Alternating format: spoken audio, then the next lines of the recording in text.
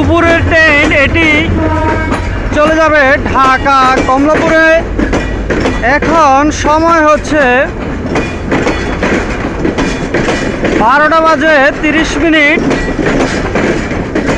আজ শুক্রবার। এই শুক্রবারে রাজশাহী থেকে ছেড়ে আসা ট্রেনটি আস্তে আস্তে জয়দেবপুর স্টেশনে চলে আসলো। এটি চলে যাবে ঢাকা কমলাপুরে, বিমানবন্দর হয়ে চলে যাবে ঢাকা কমলাপুর। শুক্রবারে ট্রেনের শিডিউল ঠিকভাবে আসলে থাকে না। যে যেখান থেকে দেখছেন সবাইকে জানাচ্ছি ধন্যবাদ। বাংলাদেশের ট্রেন আপনারা যে যেখান থেকে দেখছেন আস্তে আস্তে কিন্তু চলে আসলো জয়দেবপুর স্টেশনে। এটি এখন থামবে।